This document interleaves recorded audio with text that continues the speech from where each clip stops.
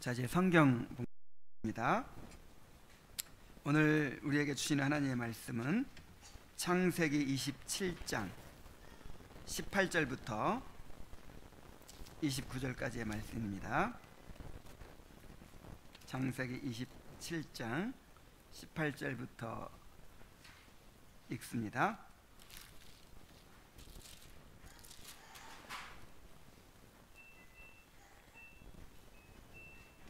야곱이 아버지에게 나아가서 내 아버지여 하고 부르니 이르되 내가 여기 있노라. 내 아들아 내가 누구냐? 야곱이 아버지에게 대답하되 나는 아버지의 맏아들 에서로소이다. 아버지께서 내게 명하신 대로 내가 하였사오니 원하건대 일어나 앉아서 내가 사냥한 고기를 잡수시고 아버지 마음껏 내게 축복하소서. 이삭이 그의 아들에게 이르되 내 아들아 내가 어떻게 이같이 속히 잡았느냐? 그가 이르되 아버지의 하나님 여호와께서 나로 순조롭게 만나게 하셨음이니이다. 이삭이 야곱에게 이르되 내 아들아 가까이 오라. 내가 과연 내 아들 에서인지 아닌지 내가 너를 만져보려 하노라. 야곱이 그 아버지 이삭에게 가까이 가니 이삭이 만지며 이르되 음성은 야곱의 음성이나 손은 에서의 손이로다 하며 그의 손이 형 에서의 손과 같이 털이 있으므로 분별하지 못하고 축복하였더라. 이삭이 이르되 내가 참 내 아들 에서냐? 그가 대답하되 그러하니이다. 이삭이 이르되 내게로 가져오라. 내 아들아 내 아들이 사냥한 고기를 먹고 내 마음껏 내게 축복하리라. 야곱이 그에게 가져가매 그가 먹고 또 포도주를 가져가매 그가 마시고 그의 아버지 이삭이 그에게 이르되 내 아들아 가까이 와서 내게 입맞추라. 그가 가까이 가서 그에게 입맞추니 아버지가 그의 옷의 향취를 맡고 그에게 축복하여 이르되 내 아들의 향취는 여호와께서 복주신 밭의 향취로다. 하나님은 하늘의 이슬과 땅의 기름짐이며 풍성한 곡식과 포도주를 내게 주시기를 원하노라. 만민이 너를 섬기고 열국이 내게 굴복하리니 내가 형제들의 주가 되고 내 어머니의 아들들이 내게 굴복하며 너를 저주하는 자는 저주를 받고 너를 축복하는 자는 복을 받기를 원하노라. 여기까지 보겠습니다. 이것이 하나님의 말씀입니다. 이 말씀을 우리가 잘 깨닫고 순종하게 해주시도록 하나님 앞에 기도합시다. 하나님 아버지, 오늘도 우리가 주의 말씀을 듣습니다. 우리가 말씀을 들을 때 성령을 통해서 조명하여 주심으로 우리가 하나님의 음성을 듣게 하여 주옵소서. 이 말씀을 잘 깨달아서 순종할 수 있도록 인도하여 주옵소서. 예수님의 이름으로 기도하옵나이다. 아멘.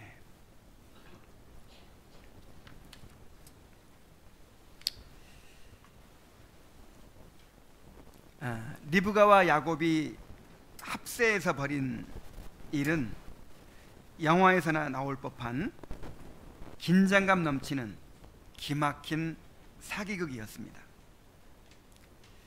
먼저 염소 새끼를 잡아서 에서가 사냥하여 만든 것과 똑같은 요리를 만들어야 했습니다. 또한 야곱이 에서의 모습으로 가장하고 들어가서 이삭이 에서로 느끼도록 그렇게 자기를 위장하고 속여야 했습니다. 그리고 이삭이 음식을 다 먹는 동안 기다렸다가 축복을 받아야 했습니다. 그런데 이 일이 에서가 돌아오기 전에 다 끝나야 됐어요. 만약에 끝나기 전에 이삭이 알아차린다든지 에서가 돌아오는 날에는 축복이 아니라 저주를 받게 될 수도 있는 그런 위험한 일이었습니다. 다행히도 야곱은 이삭을 잘 속여 넘겼고 무사히 축복을 받고 나서야 에서가 돌아왔습니다. 그리고 이 사건을 통해 각성하게 된 이삭은 나중에 야곱이 자기를 속였다는 것을 알았음에도 불구하고 그 축복을 취소하지 않았습니다. 결국 야곱이 자기 꾀로 원하는 것을 얻어낸 것입니다. 그러나 야곱이 축복을 받게 된 것은 야곱이 머리가 좋아서가 아니고 야곱의 계략이 훌륭해서가 아니고 하나님께서 작정하신 일이었습니다. 만일 야곱이 이렇게까지 하지 않았어도 하나님은 야곱을 택하셨기 때문에 그 일을 어떤 방법을 통해서라도 능히 이루셨을 것입니다. 오히려 야곱은 하나님을 믿지 못하고 자신의 수단과 방법으로 축복을 받아내려고 한 것 때문에 값비싼 대가를 치러야 했습니다.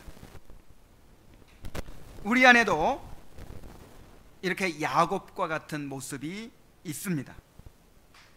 하나님의 주권과 섭리를 온전히 신뢰하지 못하고 자신의 수단과 방법으로 목적을 이루고자 하는 태도가 우리 안에 분명히 있습니다. 이러한 자기중심적인 태도가 우리 삶에 온갖 죄를 낳고 삶을 꼬이게 만들고 문제들을 만들어냅니다. 오늘의 말씀을 통해서 우리 안에 있는 야곱의 모습을 발견하고 철저히 내어버리게 되시기를 바랍니다.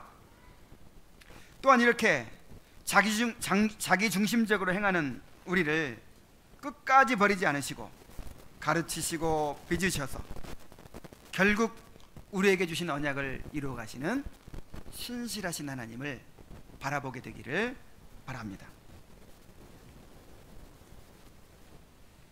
자, 이제 야곱은 리브가가 만들어준 요리를 들고 자신을 에서로 가장하고 들어가서 아버지를 속입니다.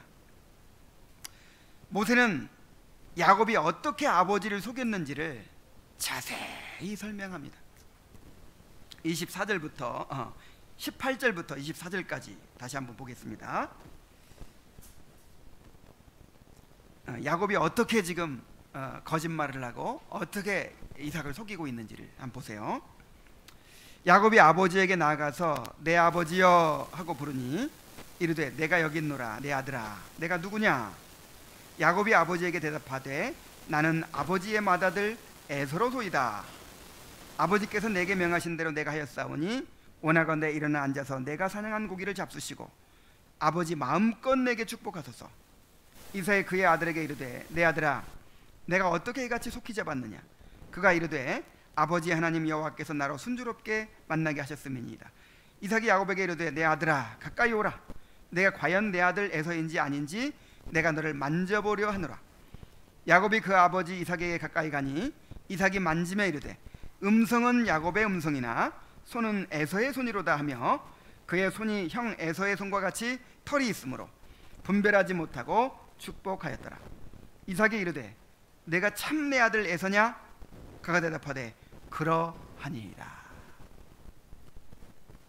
자, 지금 야곱이 긴장된 마음으로 이삭에게 들어가서 내 아버지여 하고 부르자 이삭은 내가 여기 있노라 내 아들아 그러면서 내가 누구냐 이렇게 물어요. 이삭은 지금 누구를 기다리고 있죠? 에서를 기다리고 있는데 목소리가 에서의 목소리가 아니라 야곱의 목소리인 거예요. 자기 아들 목소리를 모르겠습니까? 그래서 내 아들아 하면서도 아들인 건 확실해요. 아들이 들어온 건 확실한데 에서는 아닌 것 같아요. 그래서 내가 누구냐 이렇게 물어본 거예요.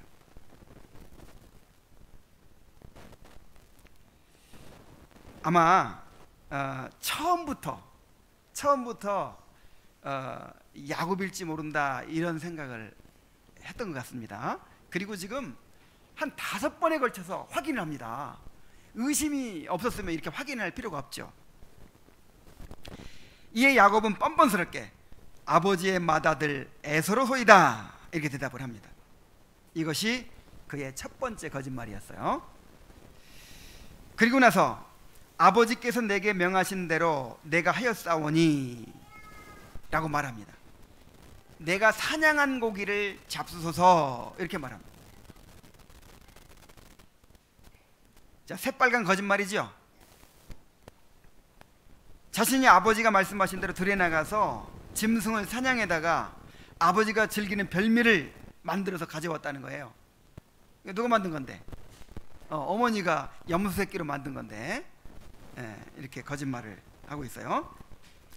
그런데 이삭은 그냥 받아 먹으면 좋겠는데 또 질문을 해요. 어떻게 이같이 속히 잡았느냐? 그래서 야곱이 아버지 하나님 여호와께서 나로 순조롭게 만나게 하셨음이니이다 하고 이제 세 번째 거짓말을 합니다. 이번에는 자신의 말을 믿게 하기 위해서 하나님의 이름과 사역까지 들먹입니다. 지금 몇 번째 계명을 어긴 거예요? 3계명을 어기고 있죠. 거룩하신 하나님의 이름을 망령되게 사용하는 죄를 범하고 있습니다. 그래도 이삭은 아직도 의심을 풀지 않아요. 가까이 오라. 내가 과연 내 아들 에서인지 만져보려 하노라. 에서라고 분명히 밝혔는데도 이렇게 하는 것을 보면 지금 야곱이 혹시 에서라고 속이고 나한테 축복을 받으려고 하는지 몰라, 이런 마음을 품었어요. 왜냐하면 가족들 간에 장자권을 둘러싼 갈등이 지금 있는 거예요. 그리고 이삭 자신도 뭔가 지금 꿀리는 게 있어요. 몰래, 에서만 몰래 불러서 축복을 하려고 하고 있잖아요. 그래서 이제 이런 일이 벌어질 가능성이 있다는 것을 이삭이 알고 있는 것이죠. 이삭은 야곱의 몸을 만져봅니다. 그런데 염소털로 꾸며놨기 때문에 털이 있어요. 그래서 음성은 분명히 야곱인데 손은 에서의 손이로다. 그러면서 내가 너무 늙었나 이제 이런 이제 생각을 한 것 같아요. 그리고 이제 축복을 하게 됩니다. 자, 이때는 야곱이 아무 말도 하지 않았죠. 그래도 명백한 거짓말이에요. 행동으로 거짓말한 거죠. 그리고 이삭이 축복을 이제 하는데 축복하기 전에 그래도 미심쩍어요. 그래서 마지막으로 한 번 더 묻습니다. 네가 참 내 아들 에서냐? 그래서 야곱은 다시 한번 그러하니이다 이렇게 대답을 해요. 이렇게 야곱은 처음에는 소극적이었지만 이삭이 계속해서 5번이나 확인을 하니까 어쩔 수 없이 5번이나 거짓말을 하면서 철저하게 아버지를 속였습니다. 그래서 사람이 한 번 잘못된 길을 선택하게 되면 이렇게 계속해서 죄를 낳게 될 수밖에 없습니다. 아마 그냥 이 음식을 만들어 가지고 들어가면 그냥 먹고 축복해 줄 알았을 거예요. 이렇게 5번씩이나 의심하고 확인할 줄을 어떻게 알았겠습니까? 사무엘서를 보면 다윗이 사울을 피해 2번이나 블레셋 왕에게 자신을 의탁한 일이 있었습니다. 다시 당시에 블레셋이 어떤 나라였어요? 이스라엘과 전쟁을 벌이는 적국이었어요. 그런데 그런 원수의 나라에 망명을 한 것입니다. 다윗의 생각으로 사울의 원수가 누구예요? 지금 블레셋과 전쟁을 하고 있잖아요. 그러니까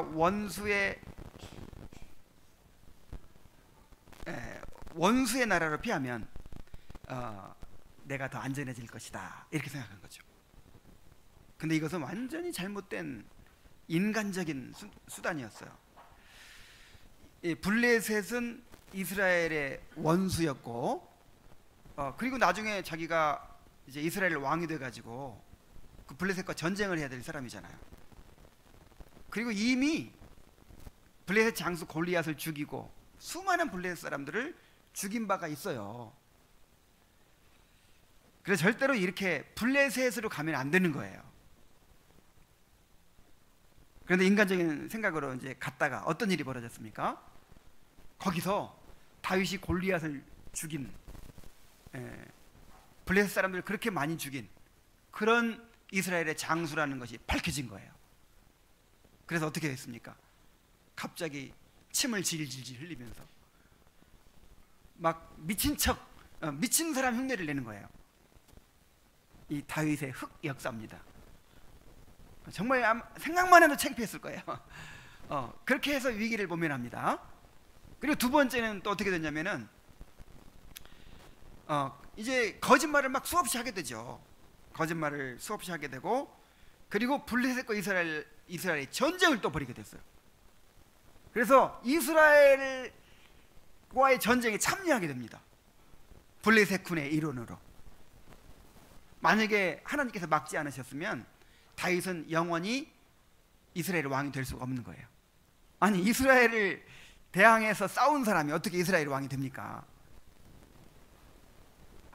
이렇게 한 번 잘못된 길을 선택하게 되면 계속해서 그것을 유지하고 지키기 위해서 죄를 짓게 되고 또 잘못된 일을 계속 행하게 될 수밖에 없어요. 그러므로 우리가 아예 처음부터 잘못된 길에 들어서지 않는 것이 중요합니다. 시편 1편 1절로 2절에 복 있는 사람은 악인들의 꾀를 따르지 아니하며, 악인들의 꾀는 자신의 꾀도 포함되는 것입니다. 이게 하나님의 율법과 반대되는 게 다 악인의 꾀예요. 그 악인의 꾀 중에서 제일 많은 게 뭐예요? 나의 꾀, 내 지혜, 내 생각대로 하는 게 악인의 꾀입니다. 그리고 죄인들의 길에 서지 아니하며, 이 죄인들의 가는 길로 가면 안 돼요. 그 길로 가면 계속해서 죄를 범하게 되는 거예요. 그래서 시편에 보면은 우리가 119편을 계속 묵상하고 있는데 그 길을 그렇게 중요하게 여기잖아요. 길. 의인의 길이 있고 악인의 길이 있어요. 하나님의 백성들이 살아가는 방법이 있고 세상 사람들이 행하는 방법이 있어요.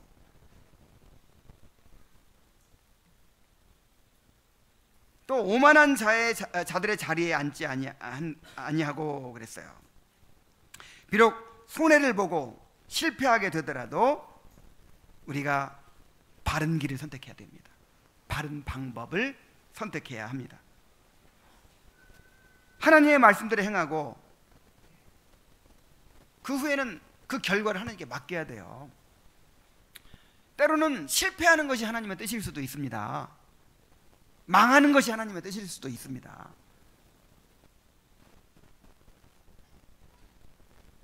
이렇게 해야만 우리가 자신을 지키고 죄를 면할 수가 있는 것입니다. 이제 이삭이 야곱을 축복을 합니다. 자, 그런데 이삭은 언약의 복을 상속하는 이 엄숙한 순간에도 육체적 욕구를 축구하고 있어요. 25절로 27절을 봅니다. 이삭이 이르되 내 아들아, 내 아들이 사냥한 고기를 먹고 내 마음껏 내게 축복하리라. 야곱이 그에게로 가져가매 그가 먹고 또 포도주를 가져가매 그가 마시고 그의 아버지 이삭이 그에게 이르되 내 아들아 가까이 와서 내게 입맞추라. 그가 가까이 가서 그에게 입맞추니 아버지가 그의 옷에 향취를 맡고. 자, 이런 얘기를 왜 이렇게 자세하게 묘사를 할까요? 지금 이삭의 영적인 상태를 보여주는 거예요. 이삭은 내 아들이 사냥한 고기를 먹고 내 마음껏 축복하리라.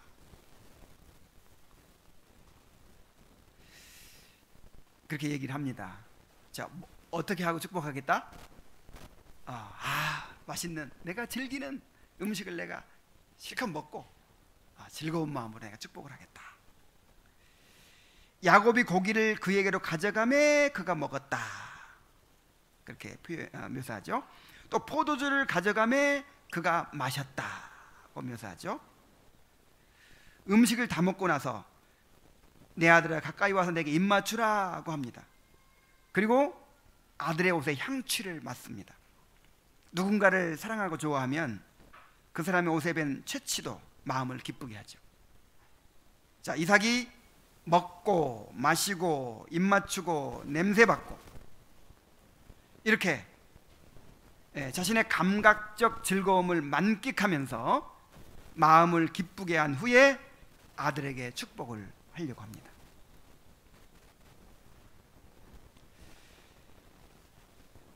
그냥 마음이 맨송맨송한 상태보다는, 좀 가라앉아 있는 상태보다는 이렇게 좀 기분이 좋고 업된 상태에서 이삭의 말처럼 마음껏 축복을 할 수 있겠죠.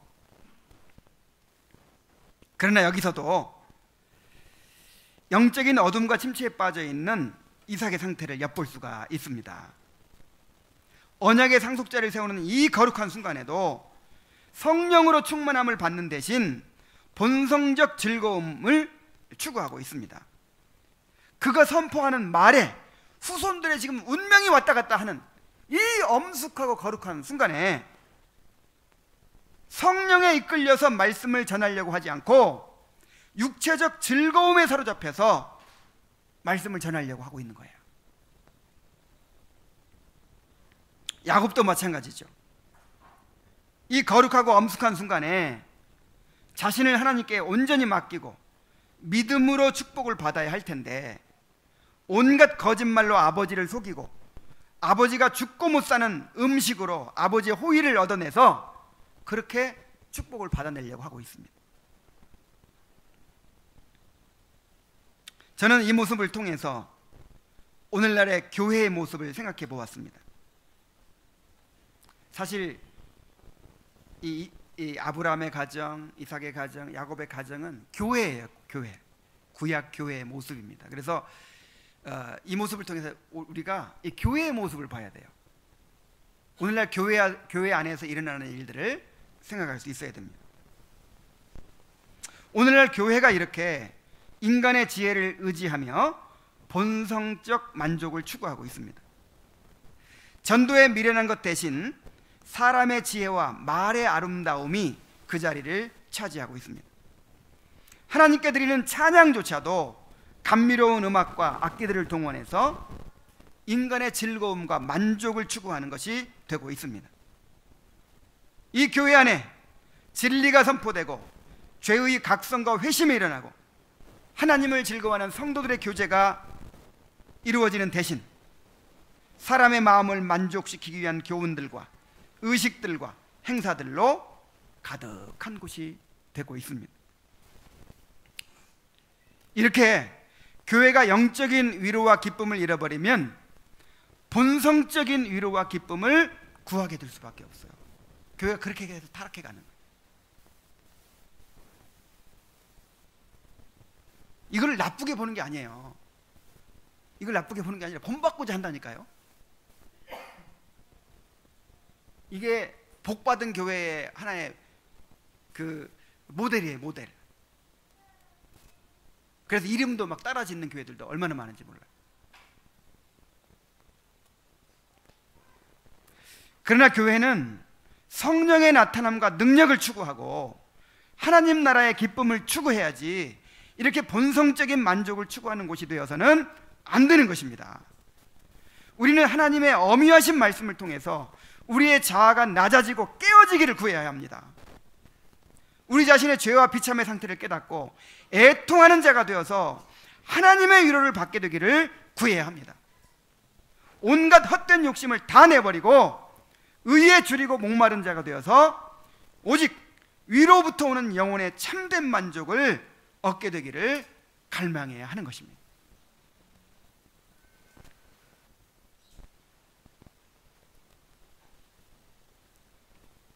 이제 이삭이 야곱을 축복합니다. 27절 하반절부터 옵니다. 그에게 축복하여 이르되 내 아들의 향취는 여호와께서 복주신 밭의 향취로다. 하나님은 하늘의 이슬과 땅의 기름짐이며 풍성한 곡식과 포도주를 내게 주시기를 원하노라. 만민이 너를 섬기고 열국이 내게 굴복하리니 내가 형제들의 주가 되고 내 아버지의 아들들이 내게 굴복하며 너를 저주하는 자는 저주를 받고 너를 축복하는 자는 복을 받기를 원하노라. 이렇게 영적으로 어두워지고 침체에 빠져 있지만 그래도 이삭의 축복이 유효한가요? 아니면 그렇지 않은가요? 유효하죠.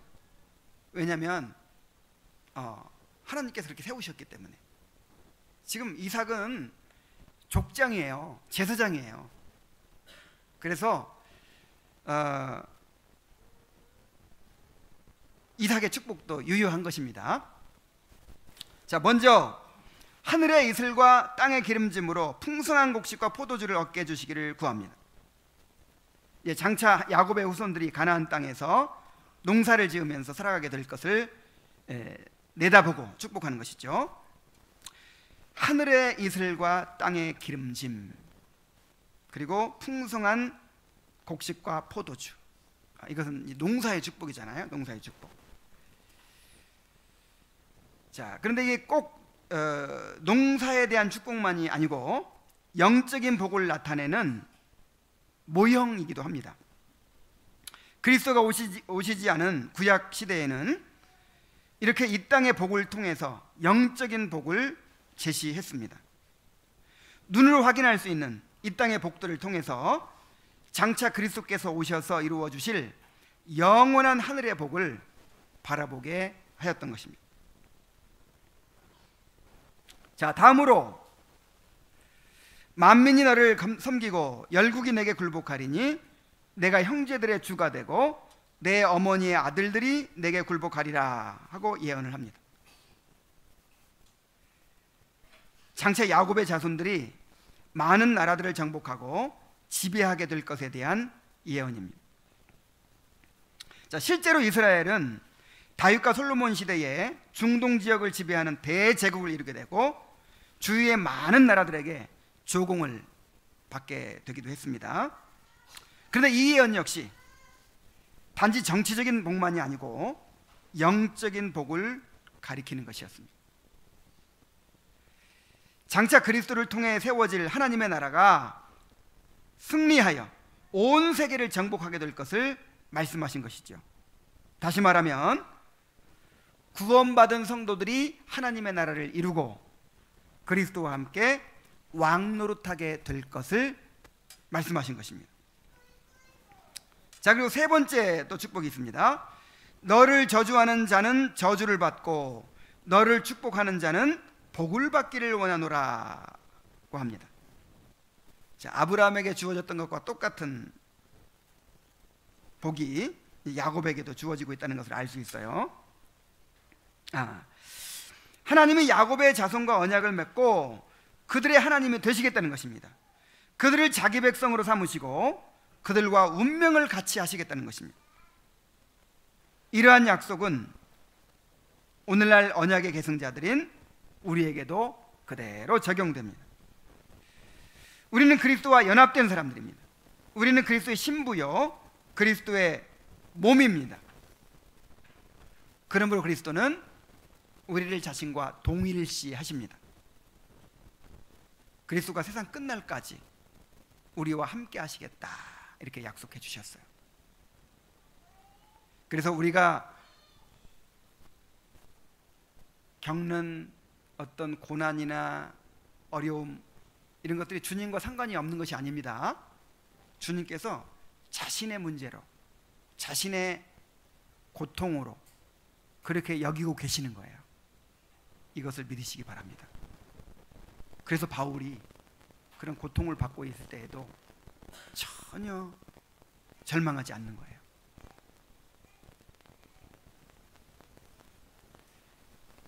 주님께서 우리를 자신과 동일시 하시는 것처럼 여러분도 주님과 자신을 동일시 하시기 바랍니다. 그러니까 결국 장자의 명분은 단순히 아버지의 유산을 상속하는 그런 문제가 아니에요. 하나님께서 아브라함에게 주신 언약을 계승하는 영적인 복이었던 것입니다. 이 복은 바로 그리스도 안에서 얻게 될 하늘에 속한 신령한 복이었어요. 그래서 야곱이 그토록 장자권을 사모하였던 것입니다. 야곱이 불의한 방법으로 그것을 얻어내려고 했던 것은 잘못이에요. 그러나 이렇게 영적인 복을 사모한 것 자체는 하나님께로부터 온 것입니다. 하나님은 택한 자들에게 영적인 복에 대한 갈망을 주심으로 그 복을 얻게 하십니다. 자, 하나님께서 택한 자들에게 무엇을 주신다고요? 영적인 갈망을 주심으로 그것을 갈망하고 부르짖고 구하고 찾고 두드리게 하심으로 받게 하시는 거예요. 그러니까 갈망이 없으면 받을 수 있다는 거예요, 없다는 거예요? 없다는 거예요. 그 택한 자냐 안 택한 자냐, 물론 여러 가지로 우리가 확인할 수 있겠지만은 가장 결정적인 것이 영적인 복에 대한 갈망이에요. 이것이 없는 사람은 택한 자가 아직 택한 자인지 아직 몰라요.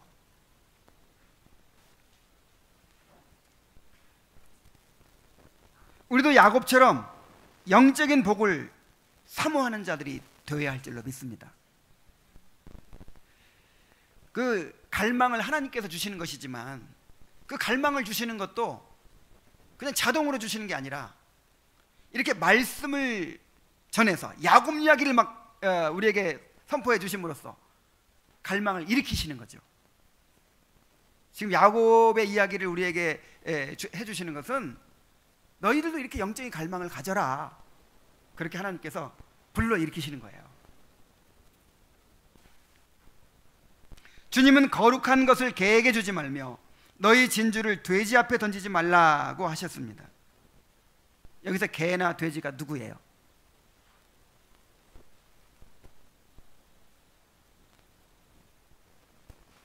예수님을 믿는다고 하면서도, 물론 세상 사람들도 포함되겠지만 예수님을 믿는다고 하면서도 도무지 세상에 대한 욕심만 있지 영적인 열망이 없는 사람, 에서 같은 사람을 가리키는 거예요. 에서가 세상 사람 아닙니다. 에서가 언약의 백성이었어요. 할례 받은 사람이잖아요. 할례. 그리고 에서도 나중에는 그 축복을 받으려고 막 하잖아요. 에서는 그냥 세상 사람이라고만 생각할 것이 아니라 자기가 교회를 다닌다고 하는데, 예수를 믿는다고 하는데 전혀 영적인 열망은 없고 세상에 대한 욕망으로 가득해서, 그렇게 보세요. 새벽 기도를 그렇게 열심히 하는데 추구하는 게 뭐예요? 그런 이 땅의 번영이에요.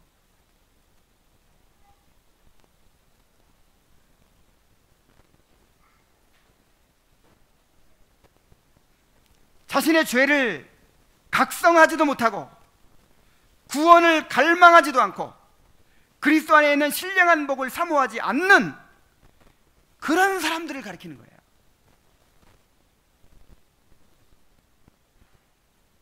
그런 사람 앞에는 거룩한 것을 개에게 던지지 말고 또 진주를 돼지 앞에 던지지 말아야 되는 것처럼, 그런 사람에게, 이 원함이 없는 사람에게, 갈망하지 않는 사람에게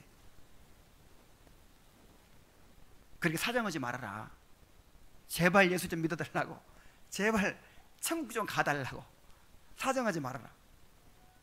예수님이 그렇게 예수님을 의뢰 입장으로 만들지 말라는 거예요. 예수님이 명령하시지, 그리고 주권적으로 구원하시는 분이시지, 제발 나 좀 믿어달라고 그렇게 사정하시는 분이에요. 그리고 이어서 말씀하시기를, 바로 이어서 말씀하시기를, 구하라 그러면 너에게 주실 것이요, 찾으라 그러면 찾을 것이요, 문을 두드리라 그러면 너에게 열릴 것이니 구하는 이마다 얻을 것이요 찾는 이가 찾을 것이요 두드리는 이에게 열릴 것이니라. 너희 중에 누가 아들이 떡을 달라 하면 돌을 주며 생선을 달라 하면 뱀을 줄 사람이 있겠느냐. 너희가 악한 자라도 좋은 것으로 자식에게 줄 줄 알거든 하물며 하늘에 계신 너희 아버지께서 구하는 자에게 좋은 것으로 주시지 않겠느냐. 갈망을 가지고 구하는 자는 반드시 받는다는 거예요. 반드시. 야곱처럼 이렇게 잘못된 방법으로 했는데도 불구하고, 이렇게 연약함과 실수가 있는데도 불구하고 결국 받아요.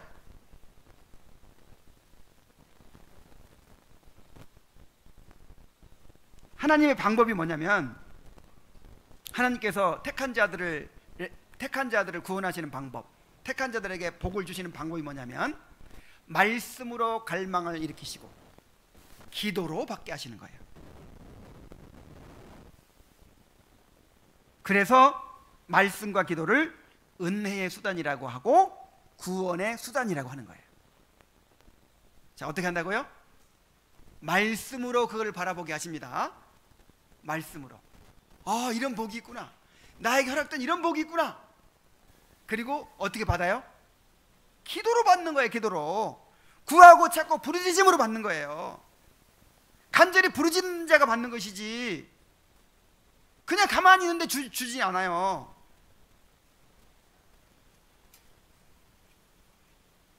에레미야한테 말씀하시기를 너는 내게 부르짖으라. 내가 내게 응답하겠고 내가 알지 못하는 크고 비밀한 일을 내게 보이리라. 하나님께서 이 바벨론의 포로로 잡혀간 유다 백성들을 70년 후에 다시 회복시켜 주시겠다고 계획을 딱 세워 놓으셨어요. 근데 이런 것이 다 우리에게 적용될 때는 기계적인 것이 아니라 이 말이에요. 자동적인 것이 아니라 이 말이에요. 어떤 과정을 통해서 말씀을, 그 계시를 알고 70년 만에 우리가 돌아가게 되는구나, 그 계시를 알고 그 다음에 부르짖게 하시는 거예요. 너는 내게 부르짖으라 이렇게 말씀하시잖아요. 에스겔서 36장 37절에 보면은 이렇게 다 계시를 말씀해 주시고 나서 내가 이렇게 하겠다, 내가 너희를 회복시켜 주겠다 말씀하시고 나서 그래도 이스라엘 족속이 이와 같이 자기에게 이루어 주기를 내게 구하여야 할지라. 하나님은 간절히 열망을 가지고 구하고 찾고 두드리는 자에게 주십니다. 너희가 얻지 못하면 구하지 아니하며 그랬어요.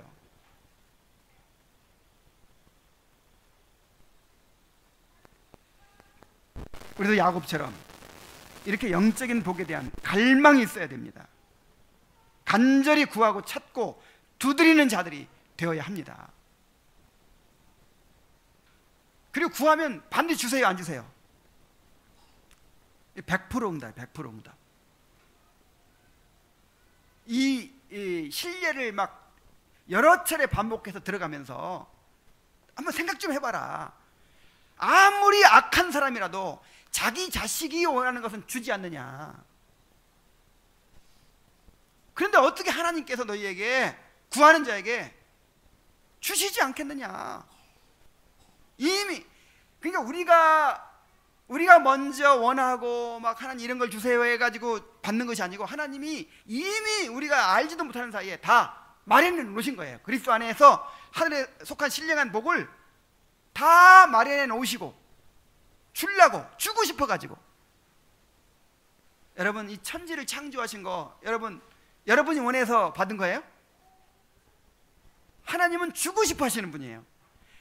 그 삼위 하나님의 풍성하고 충만한 교제, 그 충만한 축복을, 그 영광을 어떻게든지 바깥으로 드러내시고 주시려고 하는 거예요. 그래서 창조가 이루어진 거예요. 우리가 눈에 바라볼 수 있는 모든 창조물은요, 하나님께서 우리를 사랑하셔서 우리에게 주신 선물들이에요.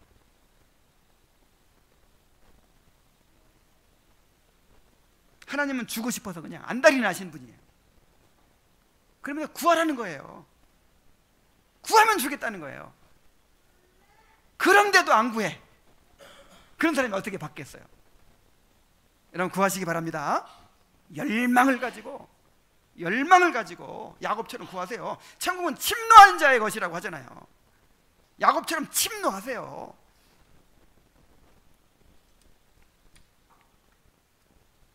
자, 그러나 야곱의 문제는 무엇이었습니까? 하나님을 신뢰하지 못하고 이렇게 주기를 원하시는 하나님, 언약을 신실하게 이루시는 하나님, 이 하나님을 신뢰했어야 되죠. 그러나 하나님을 신뢰하지 않았어요. 그리고 자기가 하나님 노릇하려고 하고 자신의 수단과 방법으로 이 복을 얻어내려고 했습니다. 이것이 문제였어요. 장자의 명분은 원래부터 야곱의 것으로 정해져 있기 때문에 야곱이 사실은 뺏은 것이 아니죠. 이 에서도 다음 주에 하겠지만 양심불량이에요. 자기 것이 아니잖아요. 근데 뭐 눈물 흘리고 억울해하고 막 그래요. 그리고 자기가 팔아놓고 이런 양심불량이 있어요. 가만히 있어도 내 것이에요. 내 것이 되는 거예요. 뭐 그냥 팥죽 한 그릇 주고 사고 팔고 이거 필요 있어요, 없어요? 그냥 가만히 있어도 내 것이 된다 이 말이에요. 구원은 하나님의 은혜로 이루어집니다. 철저하게 하나님의 은혜로 이루어져요. 내가 그걸 만들어내는 게 아니에요. 그런데 야곱은 가만 보니까 어떻게 하다가 나는 쌍둥이로 태어났는데 억울하게 차자로 태어난 거예요. 장자가 따로 있는 거예요. 불리해요, 불리해. 이대로 있다가는, 그리고 아버지가 또 장자를 사랑하잖아요. 이대로 있다가는 장자의 명분은 형차지가 되겠다, 이런 생각으로 불안해지기 시작합니다. 그러니까 지금 야곱은 하나님의 그 언약의 말씀을 굳게 붙들고 신뢰하기보다 조건과 환경을 바라보는 거죠. 이 환경과 조건을 바라볼 때는 안 될 것 같은 거예요. 그래서 호시탐탐 기회를 노리다가 에세의 곤경을 이용해서 팥죽 한 그릇으로 장자의 명분을 사기도 하죠. 근데 이게 아무 소용도 없는 일이었어요. 이렇게 했다고 해서 아버지가 네가 샀냐? 그럼 너한테 해주마, 이러지도 않았잖아요. 또 에서가 약속을 지키지도 않아요. 또 괜히 그냥 사서 고생이지. 그리고 마침내 이렇게 아버지를 속이고 축복을 받아냅니다. 그 결과로 그는 엄청난 대가를 치르게 됩니다. 야곱은 에서가 이를 알고 자신을 죽이려고 하자 집을 떠나서 외삼촌 라반의 집으로 가게 되었습니다. 그리하여 어머니와 영영 헤어지게 되었고 외삼촌 라반의 집에서 20년간이나 노예처럼 일하면서 고난을 당하게 되었습니다. 또한 그가 아버지를 속인 것처럼 자신도 똑같이 속임을 당했습니다. 야곱은 라반에게 속임을 당하고 이용을 당했어요. 라반은 야곱이 자기 딸 라헬을 사랑하는 것을 이용해 가지고, 사랑에 빠지면 제정신이 아닌 거죠. 사랑에 빠지면 제정신이 아닙니다. 이런 상태를 이용해 가지고 몇 년을 부려먹었어요? 14년. 14년을 부려먹어요. 얼마나 머리가 좋은지. 7년만 부려먹어야 또 정상이잖아요. 근데 신부 바꿔치기를 통해서 14년을 부려먹어요. 참 기가 막힌 사람이에요. 그리고 이제 그 후부터는 이제 품값을 정해서 주기로 해요. 어떻게 내가 너를 공짜로 부려먹겠냐, 품값을 주마. 그리고 몇 번 어겨요? 10번. 10번이나 어기면서 이용해 먹어요. 그래서 도합 20년을 그렇게 노예처럼 혹사를 시키는 거예요. 그리고 자기가 아버지에게 했던 것처럼 똑같이 아들들에게도 속임을 당합니다. 그가 가장 사랑했던 아들 요셉을 애굽의 노예로 팔아버리고 짐승을 죽여서 피를 요셉의 옷에 묻혀가지고, 아버지, 요셉이 이렇게 짐승에 잡혀 먹혔습니다 하고 속인 거예요. 그래서 야곱은 몇 년 동안 감쪽같이 요셉이 죽은 줄만 알고 그렇게 슬퍼했어요. 자기가 뿌린 씨앗을 그대로 거두게 된 것입니다.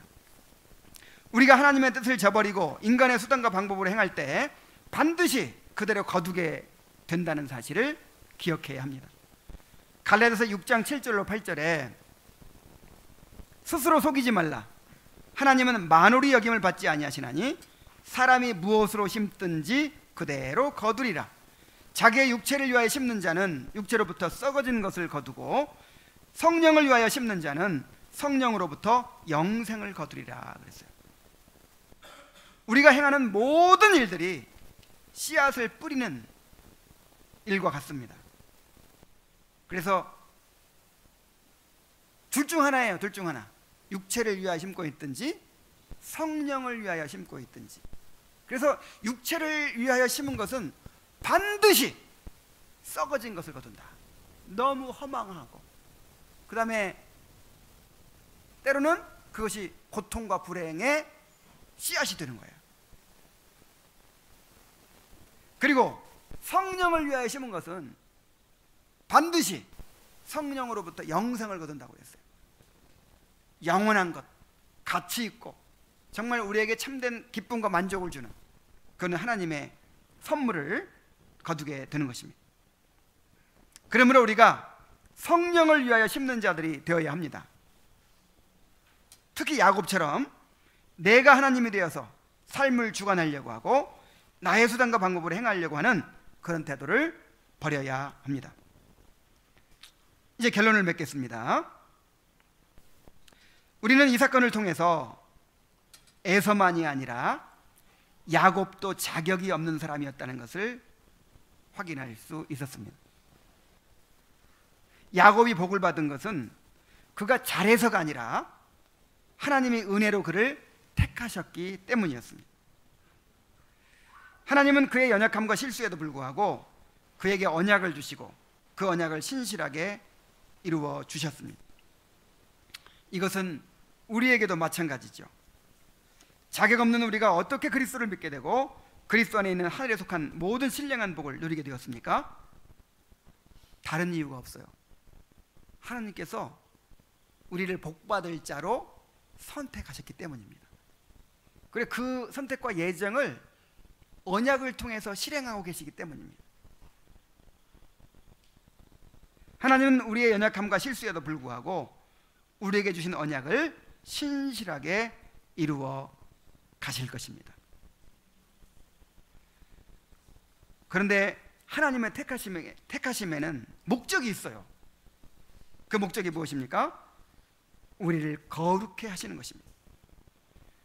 하나님은 내가 하나님 노릇하고 내가 스스로 삶을 주관하려고 하고 내 자신의 수단과 방법으로 행하려고 하는 우리의 이 자기중심적인 태도를 철저하게 깨뜨리시고 빚으셔서 하나님께 굴복하게 하시고야 말 것입니다.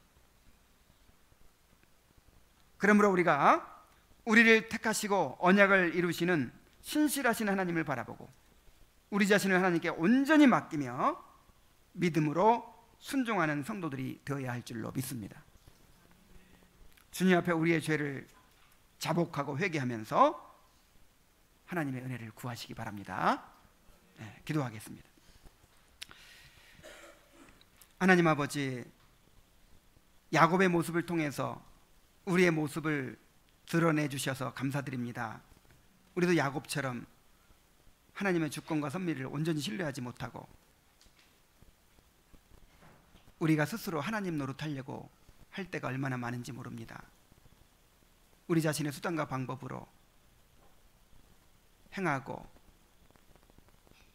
참으로 육체를 위하여 씨앗을 뿌릴 때가 얼마나 많은지 모릅니다. 우리를 불쌍히 여겨 주시옵소서. 우리가 철저하게 우리 자신을 내려놓고 하나님의 주권을 인정하고 하나님의 언약을 믿게 하여 주옵소서.